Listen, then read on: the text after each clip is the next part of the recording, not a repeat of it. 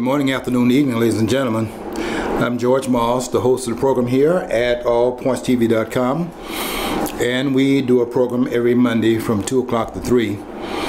The program called What's Going On, and we've been here at the studio for about 7 years now, and we're still going. I don't know if I want to say going strong because that may sound like we're bragging here, but I'm one of the persons that do one of the programs here, a number of programs at the studio, and the programs that we have here are people that come in and do a fantastic job.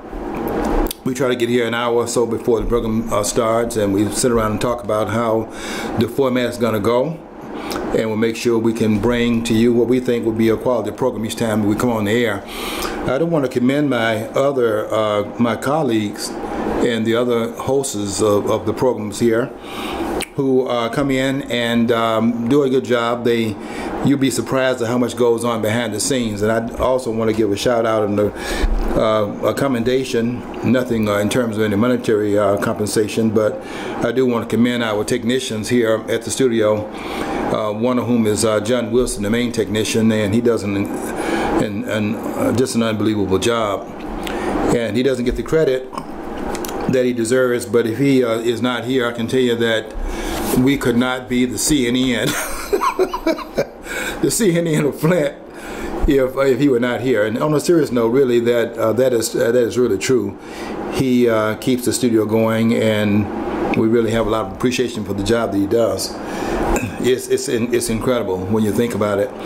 I called him before I came to the studio today around about 2 hours ago, and asked him to bring up a video for the program. But I want to set it up first and give some background to it and comment about what the intent of the showing will be. And I want to also do a preemption on the language that's used, because the language is somewhat dated back to 1964 when the speech was given. And I want to tell you first of all why I chose this particular video. It's 3 minutes and 17 seconds long, and why I chose it. When you're doing the work that I'm trying to do, I'm on Facebook every day, and I'm on Facebook basically to challenge the persons that disagree with my narratives. Not that I am going to change anything, because my narratives, I do not think that there are many people out there, my critics. I mean, it's funny to me because none of the critics out there that are taking me to the woodshed are capable of doing it, and I have to laugh at the even the proposition of that, because they're not qualified, quite frankly, to go into an area that I've been in all these years, and plus on top of my training, both formal and informal. And it really hurts their feelings to disagree with me, and then can't come and put up a proposition that would counter the claims that I'm making in my writing. I find it quite funny. One of my former students, I was writing I forget the name of this article, it was a couple of days ago, and I had left that post, because I do a post every day, and so sometimes you don't go back and read the post earlier, but you see up there at the top of the Facebook where it says somebody commented upon it, and it's an earlier post that I had, so I have to go back now to that post and see what they wrote on that, and then respond to it if I feel called to do so. And so one of my former students, this is a person that goes back way years, I don't even want to talk about how many years it was, but I will say that I went to another. It wasn't my reunion, but it was the 50th reunion of another class. It was all the classes in Flint. I didn't finish school in Flint, but it was the 50th reunion of the 4 schools in Flint. Now down to 2 schools. Be one school next year, but they had at one time Flint had 4 main high schools. And one person was telling me they had 800 students in it, and so on and so forth. So anyway, this was the 50th anniversary of that reunion. I went to it because I wanted to. I did have some friends in it, so I guess I dated myself. But I have some students that over my 39-year public school career, 3 of which was the last 3 years I was the principal of the Milton High School, with 36 years in the classroom, and I really never thought about coming out of the classroom. Quite frankly, I was going to I started my career in the classroom, and I was going to end it in the classroom until they tapped me on the shoulder and then tricked me into taking the job, telling me that they wanted me to be the go-to guy. Called me on the phone and said that. Never did say anything about the principalship. So I'm thinking the go-to guy was something different, and so I said yes to it. And then before I knew it, I had friends calling me saying, "George, congratulations." And I was saying, "Congratulations on what?" And they said, "Because they made you principal tonight." And I was the last one to find out about it. I think if they had said principal, I would probably, I don't know how I would have responded to it. But I have some former students out there, having taught over the course of 36 years and being 39 years in public education, you go through a lot of students. And I used to look at it as me having gone through 150 students in the course of a year, and then you multiply that over the course of time, and there's a lot of students that are there. Well, some of them, think that they have gone out now and they come back and they want to pose certain challenges, and Moss, what are you doing? And you're writing us about Donald Trump, and you're making some complimentary things here, and you're not on the plantation of Democrats. What's wrong? And they want to chastise me. So anyway, last week on an earlier post that I had, one of my former students, he was pretty good. Not ever going to be on this level, but he thinks he is. But no, he's not on this level. But what they try to do is get you to shut up, because they understand that what they're up against. If they had my class, they better know what they're up against, and they do know. That's why they don't challenge it. They tell you to shut up. And Mr. Moss, you are disappointing so many of your students. Yeah, but by saying what, and what do you disagree with, and what are the counterclaims? That doesn't come up for some reason, and it better not come up, because they're not on this level, and they will never be on this level. I mean, I have to be honest. I mean, they challenged, I saw a clip some time ago where one of the persons that had been taught by Alan Dershowitz in the school at Harvard University in the law school, and he came back and he was one of his students, and they had a counterpoint, had a debate going. And it was a pretty good debate. I must give the guy credit for coming and challenging Alan Dershowitz, because that's the Harvard kind of thing, and that's some equivocation in that challenge. I don't know if it was on Dershowitz level, but it was a pretty good debate. But this is not a debate. I don't debate with. See, what I do is I only debate with my equals, and the rest I teach. And so it's not going to be a debate. And they're not qualified. They think they're qualified because they come back. Somebody went to Joe Palooka, University, and they think they're going to come in and punch me out. And they think that this is going to be like a boxing match. And there's consensus by this many saying this, and you one person saying the other. Yeah, but I'm saying it on the basis of a lot of scholarship that goes over the course of a 39-year public school career, and there are some years in the aftermath of that as well, and also the training I had coming up through the high school, and there's all of that plus some other things as well, formal and informal. And I have to tell you something, that I take my being the student of Mrs. Reed, my 12th grade English teacher, very seriously. And anyone in the country, quite frankly, that challenges Mrs. Reed's student, I can tell you right now, you're at a disadvantage. I don't care who you are. And that includes all those guys with those affirmative action degrees, because I don't fear any of it, and none of them are on this level. They think that they are. You can try that somewhere else, but it doesn't work here. So basically, it's like trying to shut you down. So I tell you what I did. In terms of Mr. Moss, you're disappointing so many of your students. They're going to continue to be disappointed too, particularly what I wrote today, because I wrote on Milwaukee, the situation in Milwaukee today. And so whatever disappointment they had prior to this particular article, I'm doing a 3-part series right now, and I can tell you something, they're going to be even more disappointed in what they're reading on this particular narrative, because I'm going into the psychology of the black community, and I'm going to be talking about these demonstrators and what this demonstration actually means, and what is in fact concealed by it. So any disappointment they have, get ready for more disappointment, because I only have, I'm through chewing bubble gum. And so all I have now are the shocks. and you're going to continue to get them.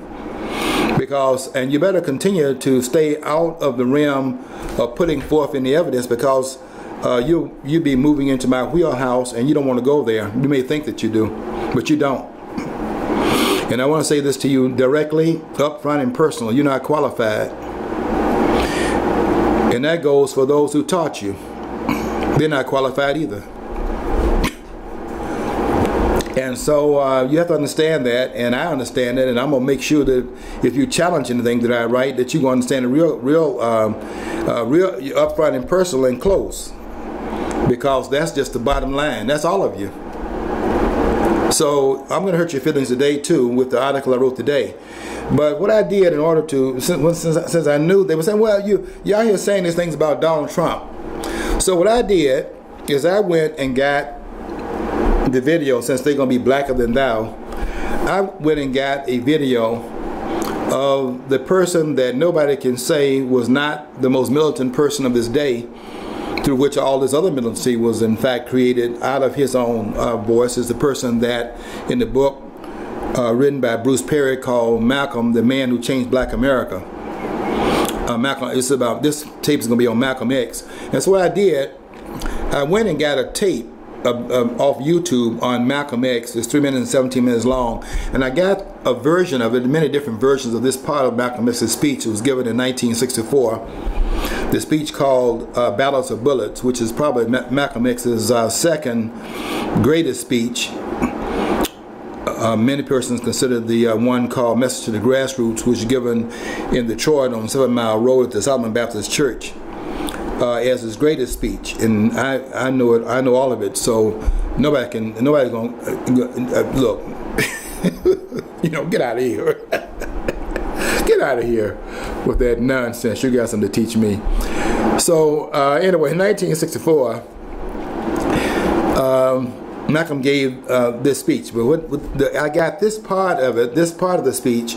I wanted to, the many different versions of the same words in this part of an excerpt of that speech called Battles of Bullets.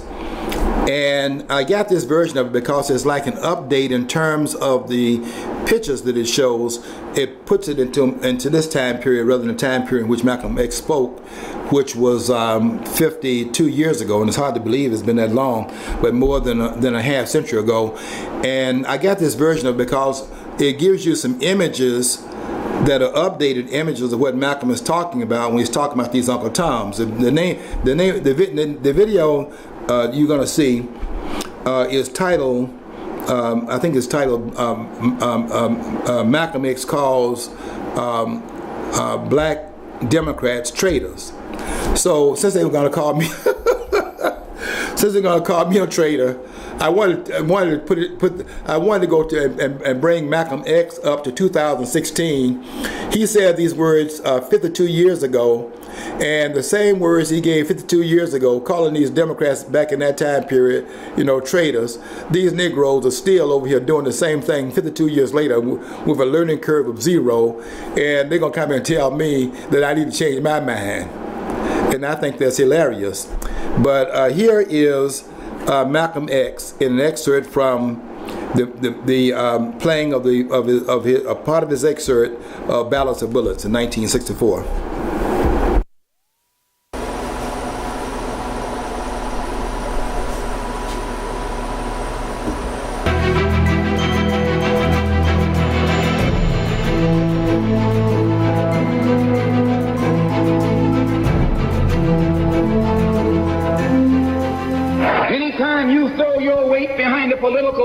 Controls 2/3 of the government, and that party can't keep the promise that it made to you during election time, and you are dumb enough to walk around continuing to identify yourself with that party, you're not only a chump, but you're a traitor to your race. And what kind of alibi do they come up with? They try and pass the buck to the Dixiecrats. Now, back during the days when you were blind, deaf, and dumb, ignorant, politically immature, naturally you went along with that. But today, as your eyes come open and you develop political maturity, you're able to see and think for yourself. And you can see that a Dixiecrat is nothing but a Democrat in disguise. You today are in the hands of a government of segregationists, racists, white supremacists, who belong to the Democratic Party but disguise themselves as Dixiecrats. A Dixiecrat is nothing but a Democrat. Whoever runs the Democrats is also the father of the Dixiecrats. And the father of all of them is sitting in the White House.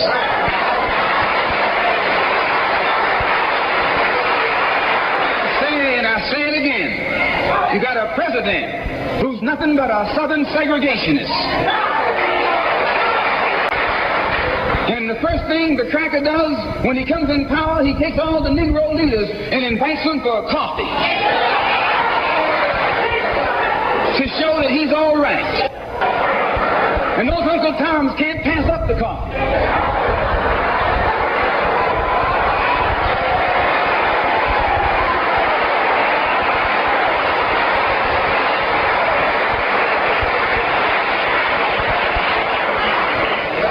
Come away from the coffee table telling you and me that this man is all right. Oh, I say, you've been misled. You've been had. You've been took.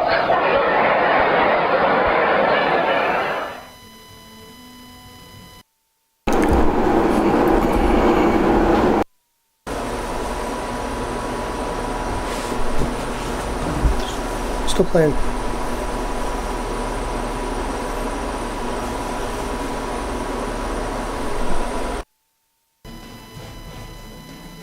Anytime you throw your weight behind a political party that controls 2/3 of the government, and that party can't keep the promise that it made to you during election time, and you're dumb enough to walk around continuing to identify yourself with that party, you're not only a chump, but you're a traitor to your race.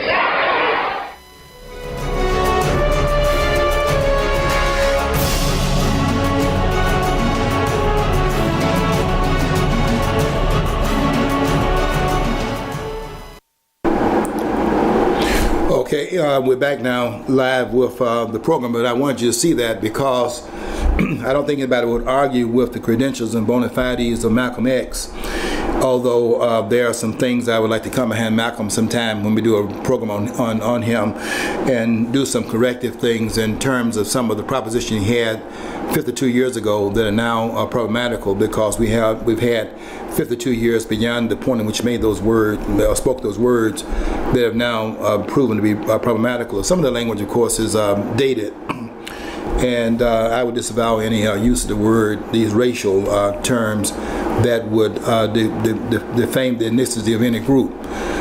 I wouldn't allow it in terms of the N word, and I wouldn't allow it for the use of any words that would denigrate anyone else. And I think I'd be even-handed about that.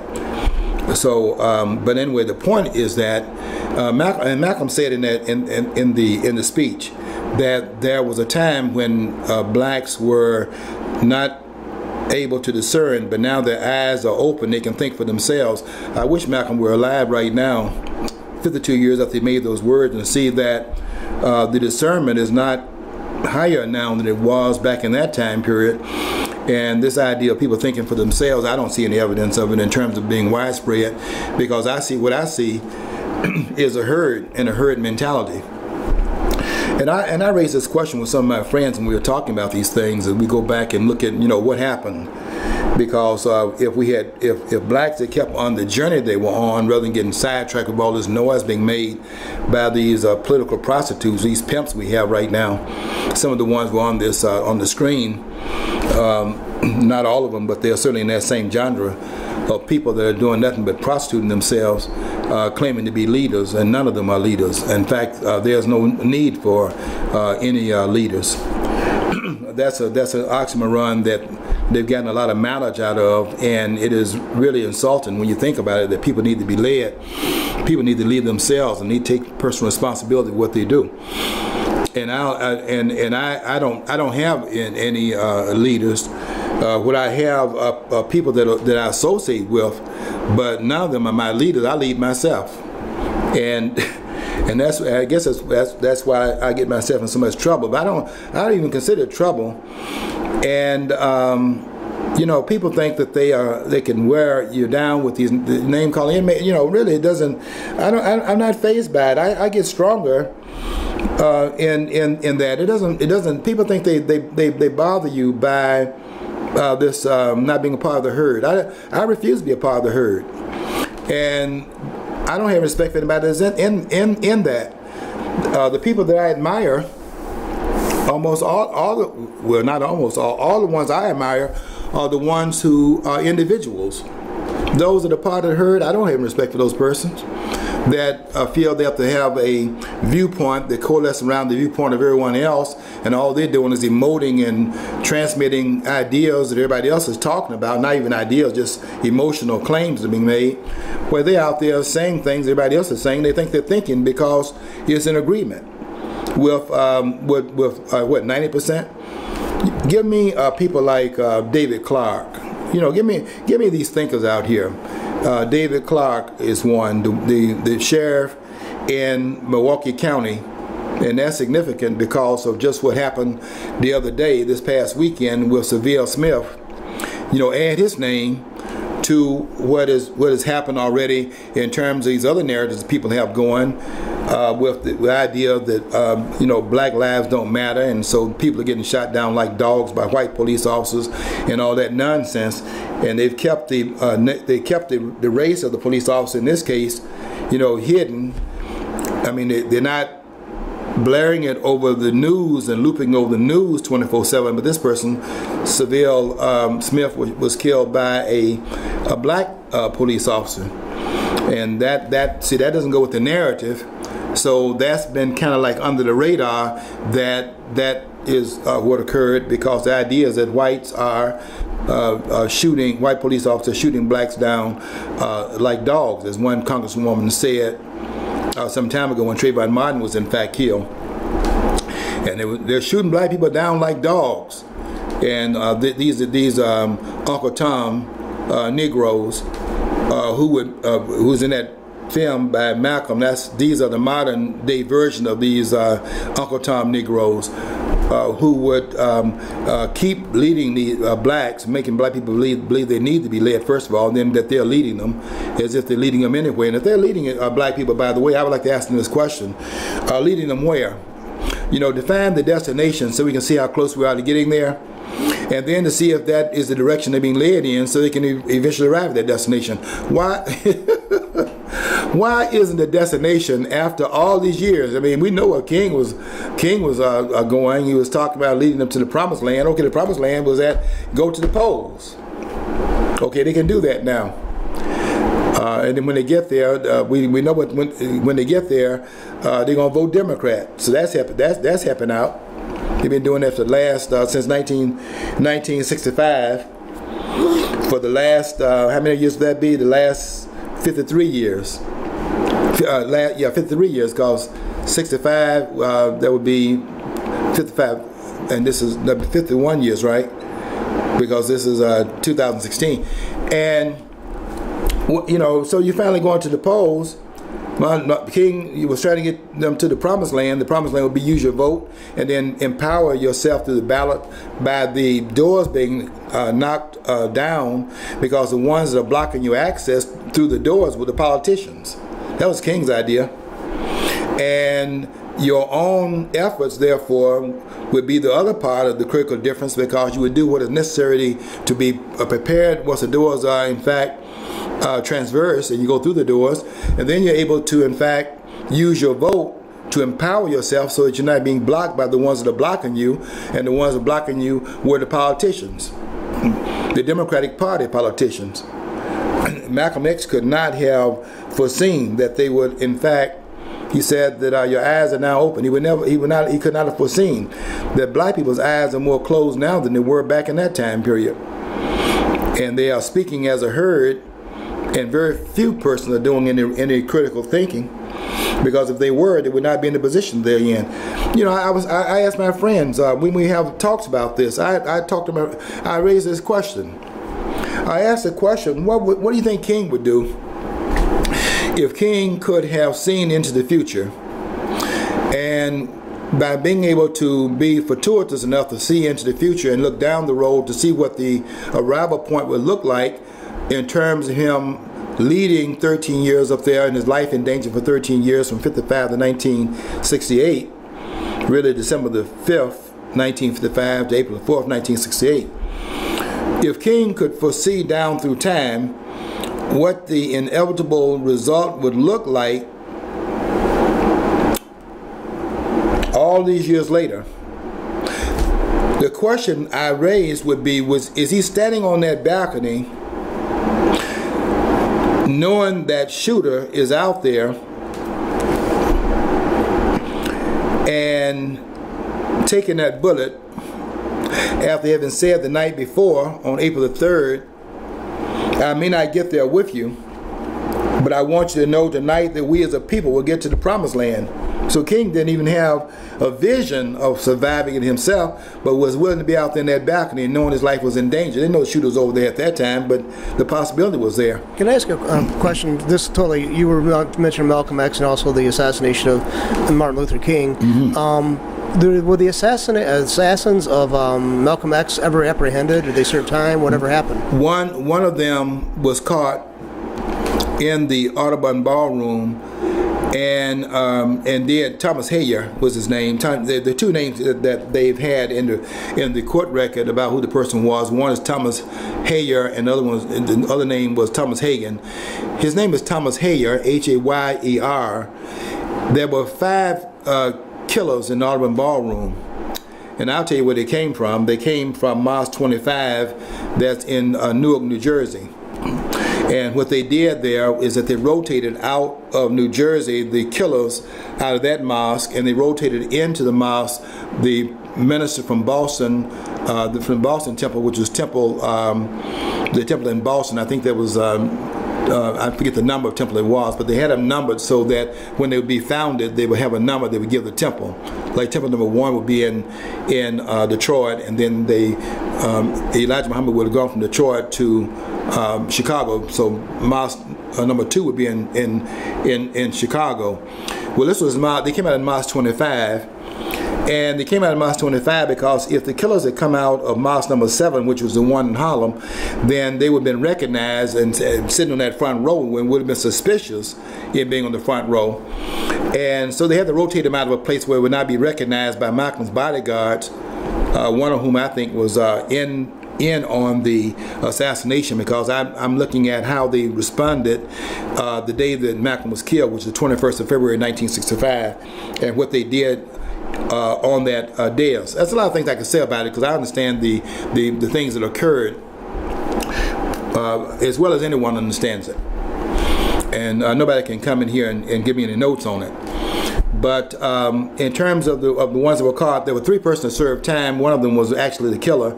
The other 2 that they actually had accused of the killing were not there in the Audubon Ballroom that day, but they were. That does not say that they were not beyond the pale of suspicion, because they were part of the enforcement in what was called the Fruit of Islam, the FOI.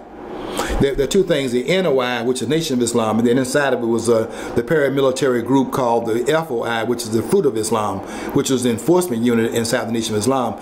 And this person named Norman Johnson, 37X Johnson, and I think that Butler, the other person was Norman Butler, Charles 36 Johnson, then Norman Butler, they served time also, but the only one that actually was involved, that they caught, that was involved in the shooting, was the person that they caught at the scene. The other 2 they arrested later on, because they knew it was more than one person was involved, and they brought 2 others in there that were not involved in it. But who they accused, it makes sense in terms of who they were. These were the enforcers in the temple number 7. and they weren't there, but they accused them because they'd been breaking up people's legs and doing things prior to that. So then if anybody was involved in it, then you would think that those persons that were the FOI enforcers, that they would have been involved in it. But they weren't there, and they weren't there because it would have been recognized that they were. These killers had to be somewhat anonymous, although there were some things that happened in the Audubon Ballroom that exposed Malcolm X, and those things would not have occurred if there were not some people on this security detail that were not in on this killing, and that is absolutely clear, because one of the persons, I forget his name now, that came late to the Audubon Ballroom where Malcolm X was killed, and he didn't find anybody on the door, and when he didn't see anybody on security, and they said, well, the messenger, the minister, not the messenger, but the minister, meaning Malcolm X, had told them not to search anybody. Now keep in mind that 6 days earlier, on the 15th of February, Malcolm's house had been bombed around 3 o'clock in the morning. They threw firebombs in that house where Malcolm was. And one of those Molotov cocktails was thrown in the bedroom where his children were. One was a 6-year-old girl at that time. One was a 4-year-old girl, and one was a 3-year-old girl, I think it was at that time.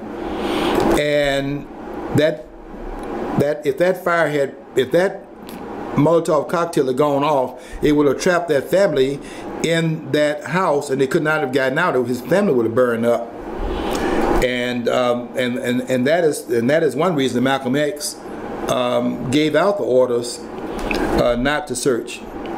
Because I have to say this, and it's because it's true, and nobody can come behind me and say it's not true. Malcolm at that point gave up because Malcolm X knew that they were going to kill him, and he also knew that if they had to get to his family to do it, they were going to do that also. They wanted this man, and five killers in that Audubon Ballroom, and some were in there as observers. One of the person was a minister from Newark, from Temple 25, and when Malcolm was assassinated, he's standing with Malcolm laughing. These are just facts, folks.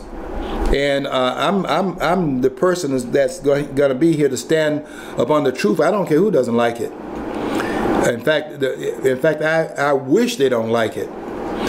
That's just my. I'm a fighter, so that's just the way I roll. You can't stop. I can't be another person.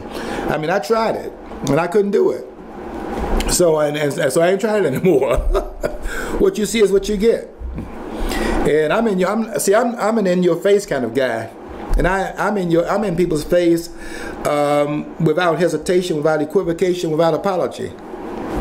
And nobody's gonna stand me down. Not in this lifetime. It's not gonna happen. So to answer the question specifically, 4 of the killers got away. 4 of the ones that was involved in that ballroom that was actively involved in the assassination of Malcolm X, they got away. The person that threw the smoke bomb, for example. There was a dry run on the assassination of Malcolm X on the 15th of February, when they did a dry run in the Audubon Ballroom, because they wanted to see what his bodyguards would in fact do. And they threw a firebomb in the Audubon Ballroom. You can go see it in the film that was put out by Spike Lee. Spike Lee makes a mistake in part of it. I'll tell you what the mistake was that he made. But in one part of it, when the guy says in the Audubon Ballroom, they say, "Get your hands out of my pocket," and Spike Lee has the guys that said that, that created that disturbance, had the guys storming out of the Audubon Ballroom. That's not what they did. What they did is they sat back down and watched what the bodyguards would do. And when the bodyguards did what they were not supposed to do, which is that they left the dais. In the Nation of Islam, whenever you have the speakers, if you go look at it even today, they do a little bit different now, but when they did it in Malcolm's day, they would stand on both sides of the stage, and they would face the audience, and anybody that would come down that aisle, they're there to intercept them, because you have to protect the speaker. What they did on the 15th of February, when in the Audubon Ballroom, when they're planning this post-hypnotic suggestion, they said, "Get your hands out of my pocket," and the bodyguards moved away from the dais. And that was planning a hypnotic suggestion, a post-hypnotic suggestion, by them using the same words later on they used on the 21st when Malcolm was assassinated. They used the same words, and they got the same reaction. And so in the Audubon Ballroom on the 21st, there were 2 killers in the front. There was William Strickland. That's you in New Jersey right now, William Strickland. You're still alive.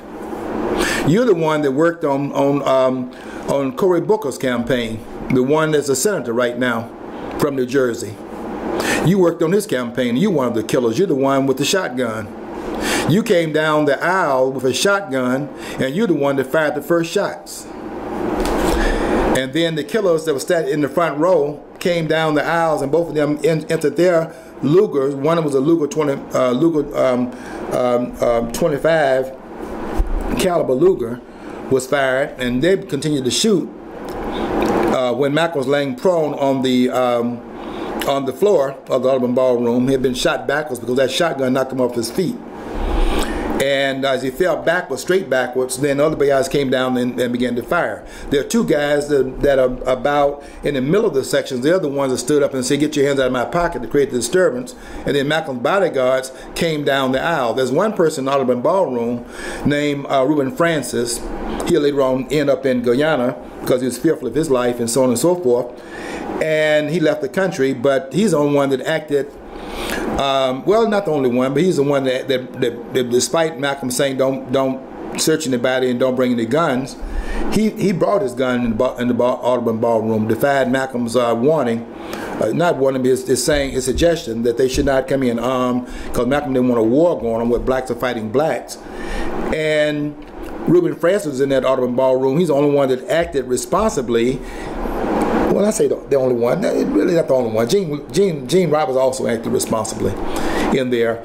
But what Francis did is that as he saw one of the killers trying to go out and exit out of the Audubon Ballroom, and he shot Thomas Heyer in the leg. And it's that person, by the way, that's outside the Audubon Ballroom that they're trying to tear apart. And the officers are rescuing him because they knew he was one of the killers, and they were trying to tear this guy apart because they had seen him and he had been caught because he had been shot in his thigh. You see him in the film hopping down those stairs, and outside they will, in fact, get him and so on and so forth. They need to go watch. You can go watch some films of it. Carly Vance has done a very good job in a film they put out. It's a very good film called the Black Zapruder Film. And he names it that because the Zapruder Film is a film that captures on tape the assassination of John F. Kennedy on the 22nd of November 1963, which would have happened 2 years earlier than the assassination of Malcolm. It was a 60s was assassination, period. There was a lot of assassination going on both here in this country and also around the world. It was just a time in which there was a lot of political turmoil, and Abraham Zapruder had captured the assassination. Not that he went down there to do that, he went down to capture the Kennedy motorcade on film for his grandchildren, and so he wanted to have it was a Kodak moment. He wanted to have it captured for posterity, and he was out there filming it from the right side as the motorcade was coming down. He's over on the right side, and he's capturing this assassination unbeknownst to himself. And instinctively, when the shots rang out, one shot from the back, and really 2 shots from the back, and one shooter was in the front in the Grass and Knoll region. I know the person's name, so you can't tell me anything about that either. I know the person was in the front. The one that fired that headshot, that was from the Grassy Knoll region. That shot is what killed him. But there were 2 shooters. They caught him in triangular fire. But what Abraham Zapruder did was when that shot rang out, that shot came right by him, and he instinctively shot that camera around because he was trying to look. How you instinctively look, and he caught that killer in that Grass Knoll area. But by that time it's so erratic you cannot make out the person they called the badge man. because they had some people in there with badges on, and people don't know they arrested 15 persons in the Dealey Plaza that day. You know, the tramps. One of those persons, by the way, that was a tramp, was also in Memphis when King was killed. So you can't tell. See, look. I consider these persons gadflies when they try to come into this space here. That's why they keep quiet. That's why they say you're disappointing all your students. Yeah, you're right. But I tell you what, you better not do. You better not even try it. You will not try it, because you know, you in my class. You know. I have a student right now and say he used to give page numbers. Yeah, that's right.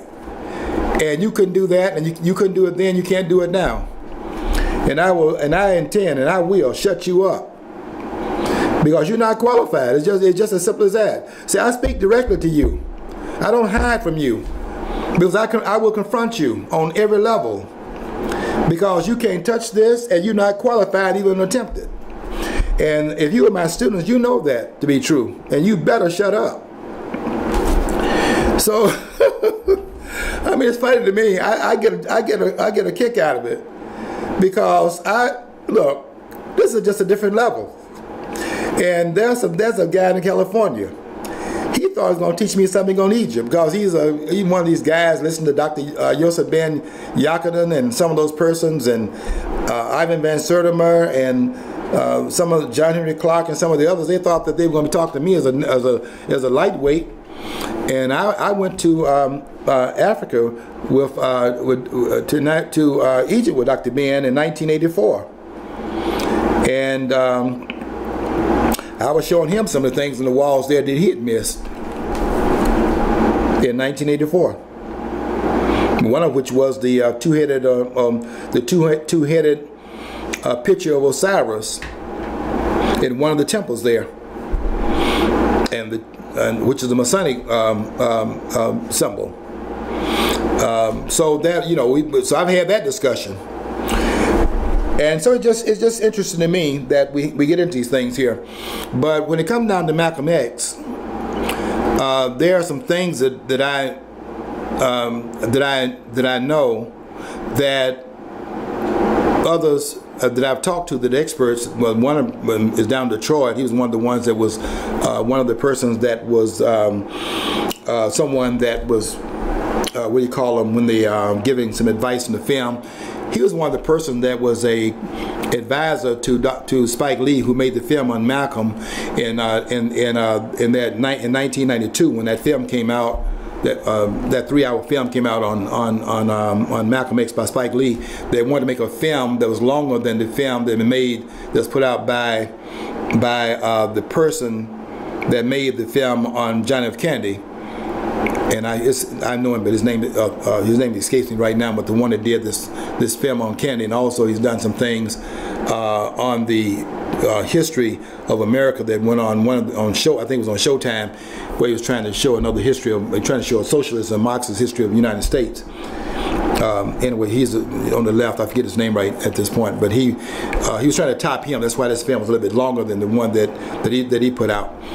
But Spike Lee, you know, had an advisor, and his advisor was a person down in Detroit named Paul Lee. And I was talking to Paul Lee about some things, and Paul Lee, who was an expert, considered to be one of the experts on Malcolm, said to me on some things I told him. He said nobody's ever said that before, and he was right about that, because there are people that do not have, unless you're a good reader, you miss some things analytically, and I don't care who they are out there. There are some people that have studied this period of history. One of them is the late Manny Marable, and I wish he were alive, because I would like to have confronted him on what he wrote in his book, on this book about Malcolm reinventing himself, and when there was no reinvention. The reinvention was Manny Marable's crazy book that he put out, where he's reinventing Malcolm through writing that nonsense. And I think it's unforgivable when you consider the fact that there's a book out written by John Carew called Ghosts in Our Blood. And Manny Marable, years before he published his own book, before that book was published, he wrote a biography of Malcolm X. He wrote an introduction to John Carew's book, John Carew from the Caribbean, and to write the introduction to that book, and knowing what John Carew said, and then writing a book about Malcolm having girlfriends as a person in the Nation of Islam, and beyond that, when he was out the Nation of Islam, is nothing more or less than absolute blasphemy, because the thing that Malcolm was most great about wasn't his political outlook, which was flawed in many ways, but in terms of his puritanical look, that's beyond the pale. And for him to put women in Malcolm's bedroom and put put women in the week that he died, nonsense. In fact, go back and look at that film, and you'll see where Spike Lee was taking a dig on Martin Luther King in the Malcolm X film, when they had when Spike Lee in one of the scenes shows a plant which you call in the FBI documents called ELSUR, which means electronic surveillance. They had these little things in Malcolm X's room, and Spike Lee in one of the scenes targets and hones in on a lampshade to show that there was a listening device in the lampshade. And the person that listened to it down in the basement somewhere, they have the FBI supposedly listening in on what was going on in his bedroom, and they have him the next day saying, "Man, this man compared to Martin Luther King is a monk." And what they meant by that was Malcolm's ascetic, behavior as far as any relationship with women. They were trying to. This was Spike Lee taking a dig at Martin Luther King, because we all know that Dr. King was something else when it came down to that aspect of his life. It doesn't take anything away from Dr. King's record as a civil rights leader, but Dr. King was a typical Baptist minister in that regard. And Malcolm set a tone above that as far as his fidelity was concerned. In fact, before he married Betty Shabazz in 1958, people thought Malcolm didn't like women because he was such an ascetic in terms of setting that tone. And when Manning Marable wrote that book, I find it unforgivable for him to write what he wrote, because there's just too much evidence that for him to dismiss in order to write that. But he's trying to write a sensational book so that he could sell the book. And Manning Marable, quite frankly, I sat down with him one day and had lunch with him. He's from Columbia University, which meant he didn't know anything. And I sat down and had lunch with him one day. He came to town, and we were having lunch. He was telling me some of this crazy stuff about, black orthodoxy, and there's a black point of view that all black folks supposed to have, and he's gotten away with that and saying it in certain places, and I challenged him on it, and he told me that I was wrong in terms of having quoted Bell Hooks in her book called Killing Rage. And I told him what she had said about it, and he challenged that and challenged me for having, mimicked what she said by telling him that I took her view and not his view, and he said I was wrong. So I asked him a question nobody had asked him before, because they're supposed to be speaking from the mountaintop, and these are the scholars. So when they said, then so be it. As stated, so it is. And I asked him to give me an example of it. Give me an example, one example. I don't want two. Give me one example of a point of view that all black people are supposed to have, and please, write it down and say it real slowly, so that I can, take some notes on it. And when I asked him that question, his eyebrows went up, because he had never had to think about it before. You know why? Because most people that say these things are talking to the choir, and they don't. And because they've got the same, viewpoint, it goes unchallenged. I'm challenging these narratives, and I'm doing it, with a lot of self-assurance, because there's nobody in this country going to challenge what I say. They may think that they're qualified. They're not qualified. I'm Mrs. Reed's student. They didn't have Mrs. Reed, and if they did, they would not have had it the way I had it, because Mrs. Reed made me find my gift in 12th grade when she accused me of plagiarism. And I give her a lot of credit, because she made me look inward at myself. I didn't look inward, I was looking outward. Everything, your eyes are to look outward. That way you can see the danger. But there's also, what I found out, there's a third eye, which is a sensor right in the middle of your forehead, right? And she made me look inward. And I I won't go into that because that's too much away. You wouldn't be able to get you wouldn't be able to follow me there. I mean, I'm not going there because you wouldn't be able to follow me there. But she made me look inward, and when I looked inward, and I began to see that there was something that I was dismissing in my own self that I didn't see, but she made me see it by parroting back to me, and she told me that I had plagiarized. And I didn't get mad at her because I knew that I was confident that I had not plagiarized. I knew I had written it, and what she did was make me look at the reason why she said that. Why did she think that I plagiarized? And from that day forward, I've been writing and cannot stop writing. When I start writing, I have to stop myself from writing. That's why my narrative is no longer on Facebook, because what she made me do was, in fact, embrace my gift, and that's the day I found it. Because when I went back to my seat that day, I went back and I said, wow, that was something, quite an experience. I was sitting back there, 15 minutes left before the bell sounded, and I sat back there looking at that bell. It did not ring, and I spent the last 15 minutes in awe of myself. And I said at that point, if I'm accused of having written that by a teacher that certainly knew her English, this woman knew her stuff. And I knew that if she read that paper and she thought that I copied it and cheated and copied out of a book in 12th grade, I knew then. And I sat back there and I said it to myself, I'm pretty good. And that was, I won't tell you what the year that was. But ever since that day, I've been writing in Mrs. Reed's name. And I'm Mrs. Reed's student, and I take that very seriously. And there's not a person in this country, not one, that can challenge anything that I write. And that's the way it is. I mean, that's Walter Cronkite on Flat Talk. On this Walter Cronkite. I changed the man's name.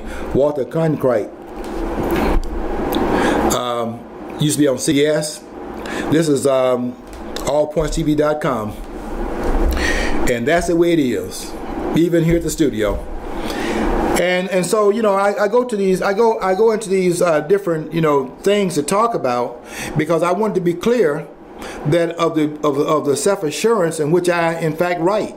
I don't write things lightly. I take it very seriously, because I'm representing Mrs. Reed first and foremost, because Mrs. Reed is the one that I most credit with my training. It wasn't so much that I loved her class, but I had other teachers whose class I loved also back in that time period, because I had great training. But primarily it was her, because she made me look inward at what it was that I had that I didn't recognize. I just did it. And nobody ever said, well, this was good and that was good. But I knew I had something, because I was in the classroom, and I knew it and I also knew it in college too, because people were saving me seats. I'd be eating breakfast, and we'd have a test at breakfast would be served from 6:30 to 8, and I have a class 8, so I believe the cafeteria like 7:45, and I'd have people coming down to the cafeteria as I was eating my breakfast, getting ready to go to class. I would say, Ms. Small, they said, George, we want you to know we're saving you a seat, because they wanted to sit around where I was sitting. My first shock, quite frankly, in college was that I was surprised that people cheated in college. I didn't know that. I thought college was a place where you go there and that's where the scholars are. I was shocked. I can tell you this little story. It's off the point. But in my first test in college, it was in an art class. In my freshman year, it was in an art class. And we sat every seat apart in the class. It was about maybe 100 students in that classroom. So I'm sitting in the classroom, and the teacher's in front of the room, and he walks very fast to the back of the room, and I hear this sound, pow, pow, pow, pow, books closing. So I can't even interpret it sounds like there's some books being closed. And I'm this poor kid, and college was always up here to me, and nobody came back from my neighborhood to tell me what college was like. I'm thinking it's way up here where these intellectuals are. I'm certainly not thinking they're cheating. And the teacher comes from the back of the room, and he walks to the front, and I'm doing my test, and I'm hearing the same sound, boom, books being closed. So I never forget this. We're sitting every seat apart, and Reverend, I won't call his name out, but there's a minister sitting on the other side of there's a seat there on the other side of the seat with this minister. Well, okay, Reverend Whitney was his name.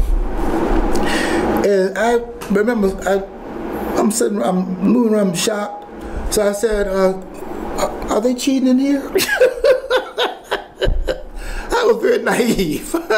I was 17 years old. I finished high school at 17 years of age. I'd been skipped over to 4th grade. I went from 4th grade to 6th grade. So I'm 17 years old. I don't know anything. I'm naive. I don't know about things about the birds and the bees. That's another story. Okay, that's something else too. But I'm in that classroom. I don't know anything about the birds and bees. I don't know anything about cheating on the college campus. I'm thinking about it as very honest, and I'm in there being honest. And then they're cheating. I could not understand that that's what they were doing. So I asked, I said, are they cheating in here? Are they cheating in here? And he said to me, cheating. Aren't you cheating? So I had to understand that college is not necessarily where the brainiacs are. And a lot of these brainiacs, quote unquote, are the ones challenging me on these walls and everything, and they don't know anything. And they think that they do. They think they're going to intimidate me because they got these degrees behind their name. Shut up. You're not qualified. And these students coming back from their sojourn on the college campus, I can tell you right now, they're not qualified.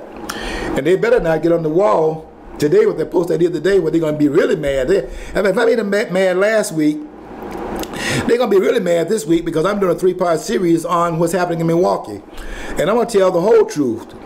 And that is that there are some things going on. First of all, mass insanity. And then the masking. You see, mass, M-A-S-S, meaning the numbers, the mass insanity going on in the black community is one aspect of it. The other thing is that there's a masking, M-A-S-K-I-N-G, that's going on, and what's being masked is a racism that is on exhibit in the black community that's widespread. And they use these narratives to hide and conceal the racism, even that of the president, who jumped the gun in July of 2009 when he got out there with the Gates piece and said the police were acting stupidly, but he had to back, put the mask back on when that narrative fell through because there were corroborative persons on the scene that would in fact that pledged their fidelity to the terms of Gates' arrest and said that was not true in terms of officers acting stupidly because they were there on the scene and the president had to back down, put his mask back on, and then call a beer summit. That's what that was about. And I'm saying in this post that all of these narratives they have out there where they talk about Black Lives Matter, let me tell you this, a little side point.